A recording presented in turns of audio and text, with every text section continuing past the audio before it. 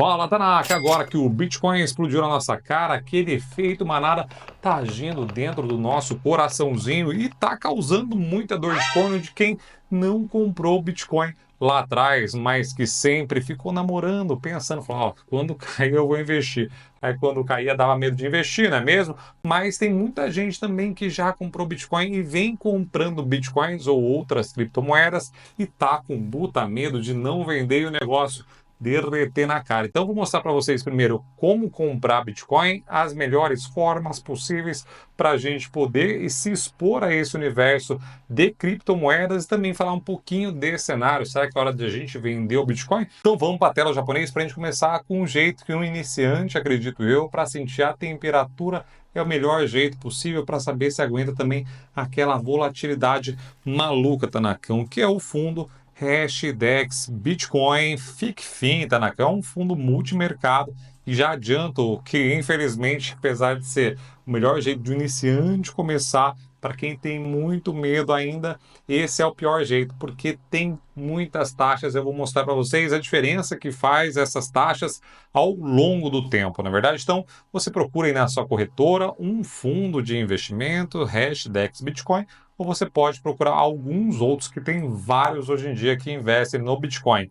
Você tem aqui as qualidades desse fundo, então ele sempre fala que é um fundo 100% de Bitcoin, então só se expõe ao Bitcoin e é simples de fato, você compra com um clique na sua corretora tradicional, ele é segura, de fato é segura e também é regulada, mas tem um preço, segurança, simplicidade e tudo mais que eu vou mostrar para vocês agora. A performance aqui a gente já vê o efeito das taxas, né? Se liga só nessa diferença aqui, tá vendo? Essa boquinha de diferença entre um e outro justamente são as taxas que são embutidas em fundos de investimento, Tanacão. E para você saber se ele está indo bem ou mal, é só olhar o benchmark. Ó. Ele deveria estar seguindo exatamente esse benchmark.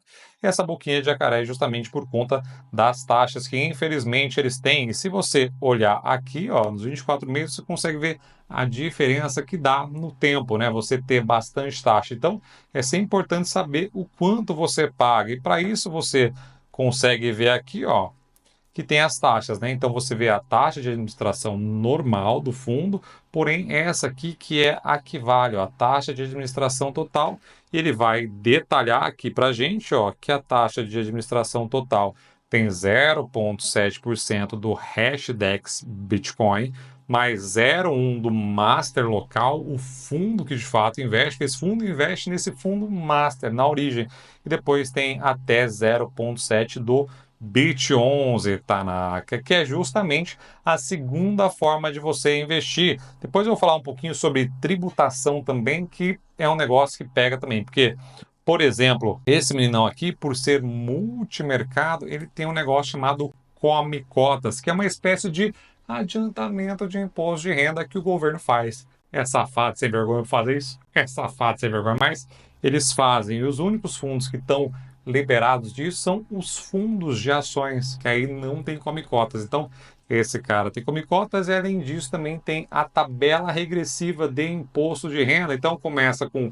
22,5% nos 6 primeiros meses, depois vai para 20%, depois 17%, só a partir do segundo ano você paga 15%, que é exatamente essa a vantagem desse meninão, né? Uma das vantagens. Então a gente viu que aquele fundo investe nesse ETF aqui, ó, que é o BIT11, Tanakão, um ETF 100% de Bitcoin. Para quem não sabe, a Hashdex tem alguns outros fundos, né? E esse aqui, ó, Hash11, é uma cesta de ativos. Esse foi o primeiro ETF de criptomoedas lançado aqui na B3. Depois veio o BIT11, depois o Ethereum. Agora estão aqui nessa parte da Solanazinha. Então, de qualquer forma, você investe em ETF, tá bom? Então aqui já é para o cara mediano, cara que já investe em bolsa, que sabe como operar um home broker, e aí você consegue investir através de ETF, tem um pouquinho mais de segurança, está preocupado um pouquinho para onde vai, você pode deixar os seus bitcoins. Então, esse cara é para o cara que está ali entre iniciante e avançado, mediano, Tanacão. E aí a forma de fato É muito simples de você também investir em ETF, você só coloca esse código no seu home broker e você consegue comprar. É seguro também e regulada de investir no primeiro criptoativo do mundo. Então aqui no Brasil ainda, essa parte de regulamentação aqui é de então você consegue investir aqui nesse ETF bem bonitinho. Tem umas questões de custo também que eu vou mostrar para vocês. Então aqui, ó, também é exposto 100% ao Bitcoin. E ele já segue esse menino aqui, ó, NQBTC, que é um índice de referência desenvolvido pela Nasdaq, que acompanha o preço do Bitcoin, denominado em dólares americanos. Aí você pode olhar aqui também como está esse índice aqui, ó, Nasdaq Bitcoin Reference Price Index, tá bom? E aí você pode olhar aqui bonitinho como tá esse meninão aqui. E aí a gente tem aqui os custos também, quer ver, ó? Taxas e tributação, tá vendo? Então a gente já tinha visto lá que ele cobrava 0,7% ao ano. Então a vantagem desse meninão aqui também é você ter uma taxa de administração melhor. Ela é melhor que o fundo, obviamente, mas também não é melhor. Que eu vou mostrar para vocês, por último, a melhor forma, obviamente, né? Então, aqui nessa parte de corretagem não dá para saber, mas o que ele cobra de fato é o 0,7 aqui de administração, Tanaka. E aí também tem aqui, ó, você vê que ele segue muito mais parecido aqui o índice de Bitcoin do que o fundo, porque a taxa de administração é muito menor. Então você vê até aqui, ó, que o gap existe o gap, obviamente, mas é menor, né? Então acredito eu para o cara que é iniciante e quer começar a investir um pouquinho mais de leve, se já está manjando, seria esse o segundo passo para você investir em Bitcoin. E aí agora a gente vai para a forma mais topzera e mais avançada, obviamente, né? Que é investir diretamente no Bitcoin, na moeda Bitcoin, né? Eu acredito que esse seja o melhor jeito de você investir, né? De você investir diretamente em Bitcoin, porque aqui você não participa só da oscilação do preço, aqui você é dono de fato dessa criptomoeda, que é a principal característica de você ser livre de tudo, de todos, você poder carregá-la num pendrivezinho, numa hard wallet e aí carregar mundo afora e ninguém vai ter acesso aos seus bitcoins. Então, os outros fundos e tanto o ETF também, tem vários hoje em dia, vou até deixar um vídeo que eu já fiz sobre os ETFs, tanto aqui do Brasil quanto lá dos Estados Unidos, que ele não cumpre nada do que é o Bitcoin, na verdade. Você só participa dessa oscilação do Bitcoin. E aqui, comprando diretamente, você pode comprar em uma corretora. Eu vi aqui que a Binance provavelmente é a mais barata de todas. Hoje tem milhares de corretoras também. Se alguém souber de alguma mais barata que a Binance, deixa aqui embaixo, mas acho que a Binance é a mais barata. Tem um link de abertura de conta aqui para vocês já caírem direto e não se enganarem. Vai estar aqui embaixo também. Mas acho que é a mais barata de cobre cobra 0,10 ali de transação de taxa, né? Então é um valor muito justo e muito topzera. E aí da Binance você pode mandar para a sua hard wallet, por exemplo, que aí fica mais tranquilo e também mais perene, né? Se você tiver medo de deixar ali o seu Bitcoin na corretora. Tem vantagens e desvantagens também de você deixar o Bitcoin na corretora ou carregar numa hard wallet, tá ligado? Aquelas manchetes malucas que todo mundo perdeu dinheiro, ficar revirando lixão.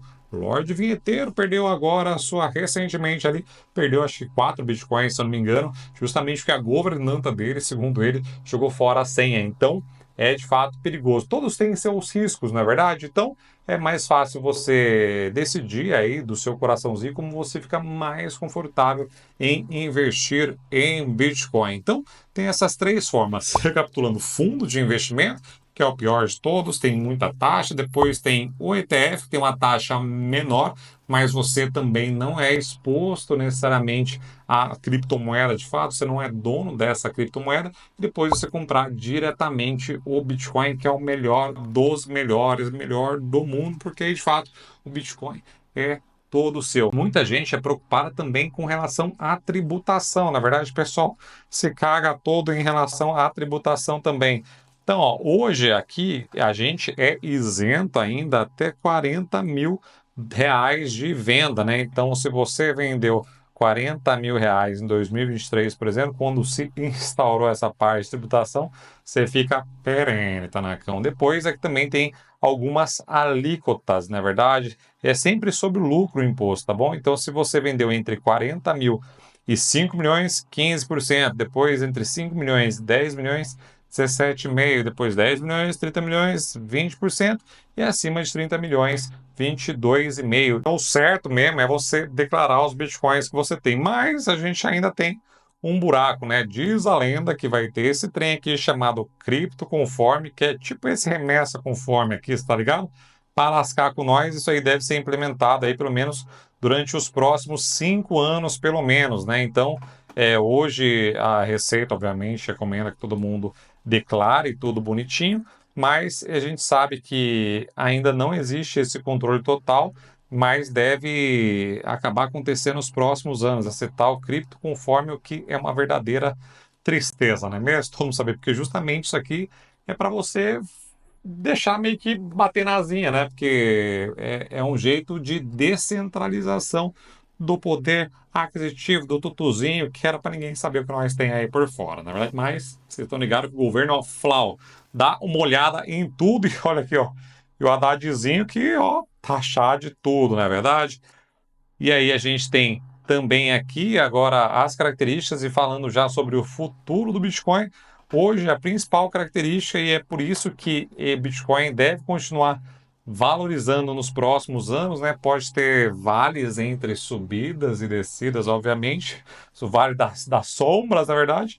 Agora aqui, ó, tem cerca de hoje 19,7 milhões que já foram minerados, mas são ao todo 21 milhões de bitcoins e só. Então essa dá aquela característica da moeda de escassez, na verdade. Então, quanto menos moeda tem, obviamente pode ser maior os valores. E hoje muita gente tem represado essas criptomoedas, além de muita gente também ter perdido como Lorde Vinheteiro. E estima-se que aparentemente 4 milhões de bitcoins já estão perdidos e até 2140 estão previstos ainda 29 halvings, Tanakão, que é o que a gente acabou de viver agora recentemente. Então tem muito halving pela frente que pode se tornar cada vez mais difícil a mineração e, consequentemente, também você ter mais valor aquisitivo cada vez mais que você carrega o Bitcoin no tempo. Isso é a teoria, na verdade.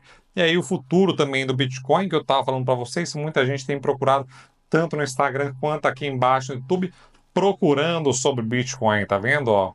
Então, entre BTC e Bitcoin, todo mundo procura mais Bitcoin. Isso aqui é o Google Trends, onde você vê o que as pessoas estão procurando nesse momento, né? E olha o Vral que deu o Bitcoin aqui, ó. Vlau, tá vendo? Deu um Vlau gigantesco aqui. E se a gente olhar tanto o Bitcoin quanto o BTC, bateram recordes de procura, tá vendo? Ó, tanto o Bitcoin aqui nessa parte de cima, tá vendo? Quanto o BTC também. E aí tem uma teoria que fala que esse indicador que quando um garçom, ou o cara da banca, ou o pessoal que normalmente é de fora do mercado, tá falando sobre ativo, é melhor vender e ficar de boa. Então, não necessariamente essa procura por Bitcoin, essa procura por BTC é um bom sinal, principalmente para quem está comprado e também para quem quer comprar, na é verdade? A gente tem ali um movimento que normalmente quando está nesses topos é hora de você vender e ficar perene esperando uma nova queda para comprar. Não tem regra, tá bom? Isso é o que dizem e é só achismo de todo mundo no final do dia. Ao longo do tempo, obviamente, que isso foi se provando certo, mas a gente só sabe disso olhando para trás, né? Então não venda seu Bitcoin agora por conta disso. Em paralelo a tudo isso, com o Trump ganhando esse efeito Trump aqui, o Bitcoin renovou recordes e quase bateu os 100k, Tanakão. Chegou a 99 e bordoar e não 98 aqui. É surreal, né? E aí o que aconteceu foi que muita gente nesse efeito Trump, os magnatas de criptomoedas lucraram 220 bilhões de reais. Esse efeito Trump, muito tá na quinha, ficou, mano, mas será que vai mudar? Não vai, de fato, o negócio mudou. Trump já se mostrou favorável desde 2024 a essa criptomoeda, né? E ele falou durante a campanha que se por acaso o Bitcoin for de fato a moeda do futuro, que os Estados Unidos seja ali a carruagem, ele vai puxar o trem, a locomotiva dessa mudança total em relação às moedas universais, na verdade. Inclusive, ele próprio tem. E também o Trump tem uma questão um pouquinho safadinha, porque muitos magnatas do Bitcoin enfiaram muito dinheiro na campanha do Donald Trump. Inclusive, aqueles gêmeos do filme do Facebook meteram a puta grana lá na campanha do Donald Trump. Então tem também uns interesses meio nefastos aí também, não só é uma afeição pelo Bitcoin perenemente. Então esse efeito Trump pode fazer ainda decolar cada vez mais o Bitcoin, pelo menos nos próximos anos, né? A gente nunca sabe para onde vai esse futuro maluco que a gente vive, né? E aí o que tem acontecido também, junto com o sinal de que muita gente tem procurado o Bitcoin,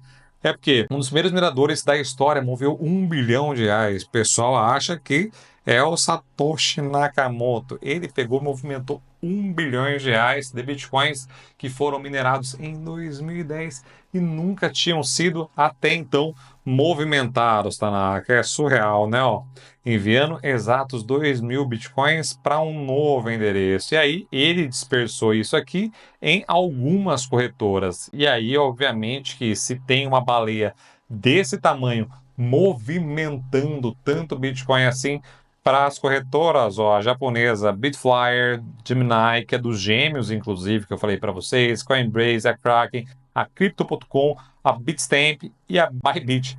Então, de fato, tem que ficar muito ligeiro aqui para essa hora de que os grandes sempre vão fazendo esse movimento, né? Por isso eles chamam grandes baleias, inclusive eles comem a sardinha. Então, nessas horas de emoção, de medo de ficar de fora de uma nova alta, as pessoas físicas saem comprando feito umas vacas doidas, enquanto esses malucos aqui estão vendendo e colocando dinheiro no bolso. Então, a gente tem que ficar ligeiro também com os sinais, não é mesmo? A gente também tem um ponto positivo junto com o Donald Trump, que é essa correlação negativa que acontece entre a taxa de juros e o preço do Bitcoin.